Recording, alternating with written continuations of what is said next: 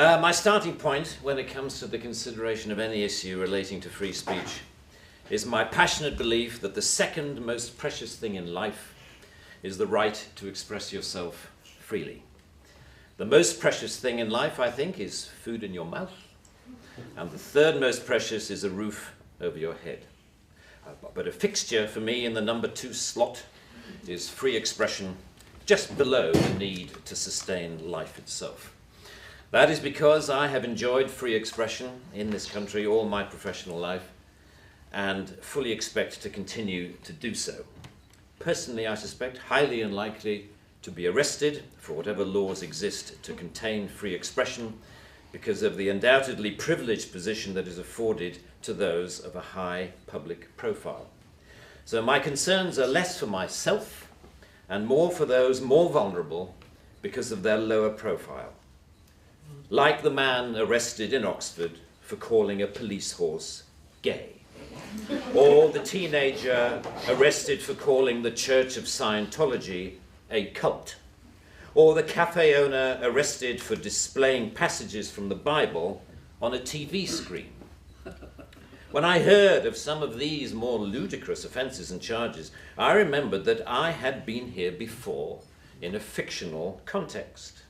I once did a show called Not the 9 O'Clock News some years ago, and we did a sketch where Griff Rhys-Jones played Constable Savage, a manifestly racist police officer to whom I, as his station commander, is giving a dressing down for arresting a black man on a whole string of ridiculous, trumped-up and ludicrous charges.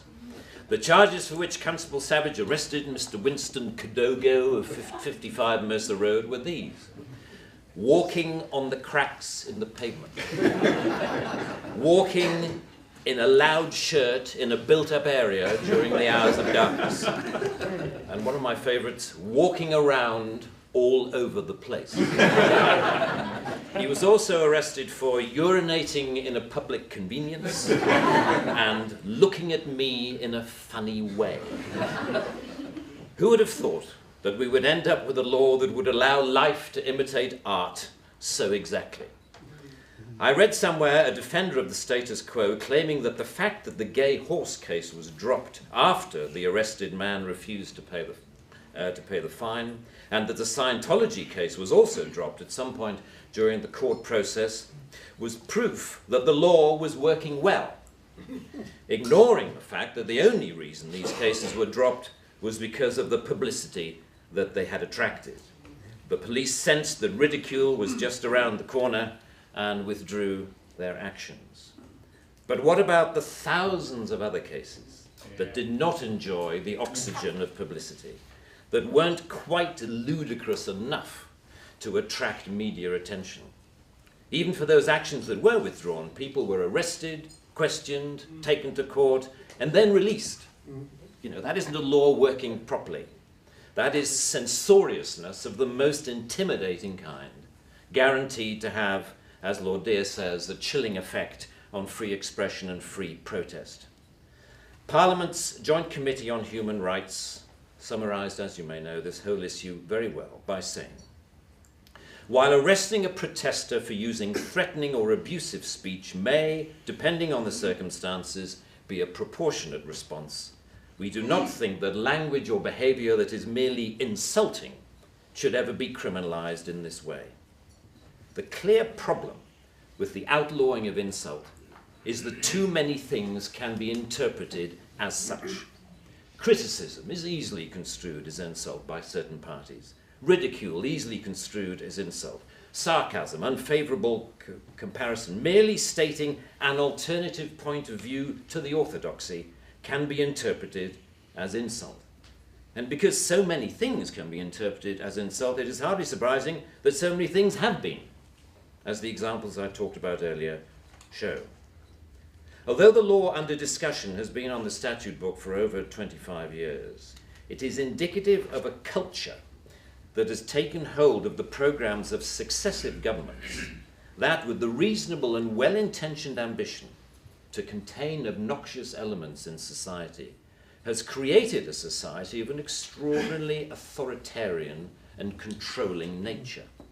It is what you might call the new intolerance, a new but intense desire to gag uncomfortable voices of dissent. I am not intolerant, say many people, say many softly spoken, highly educated, liberal-minded people. I'm only intolerant of intolerance. And people tend to nod sagely and say, oh yes, wise words, wise words. And yet if you think about this supposedly inarguable statement for longer than 5 seconds, you realize that all it is advocating is the replacement of one kind of intolerance with another, which to me doesn't represent any kind of progress at all. Underlying prejudices, injustices, or resentments are not addressed by arresting people. They are addressed by the issues being aired, argued, and dealt with, preferably outside the legal process. For me, the best way to increase society's resistance to insulting or offensive speech is to allow a lot more of it. As with childhood diseases, you can better resist those germs to which you have been exposed.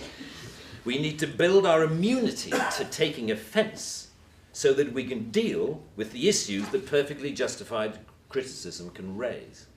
Our priority should be to deal with the message, not the messenger.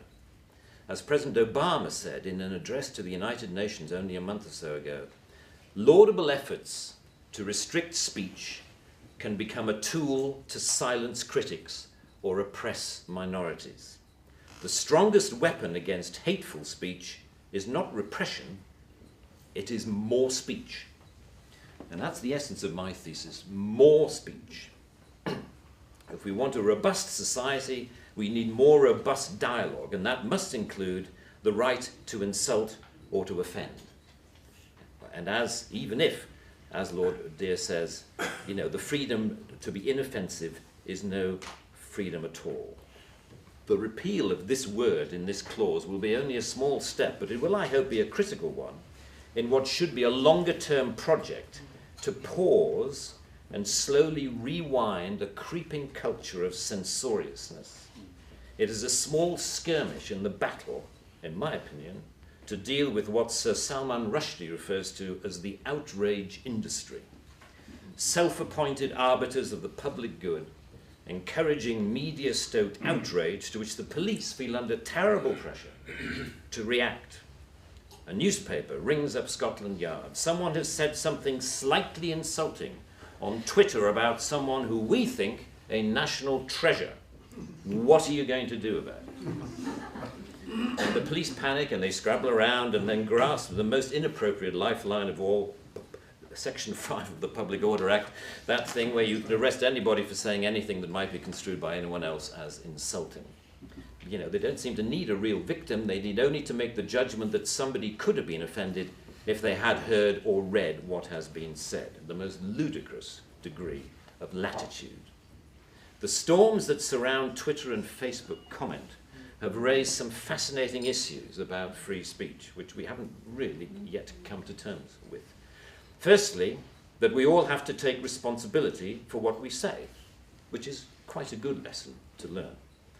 But secondly, we've learned how appallingly prickly and intolerant society has become of even the mildest adverse comment.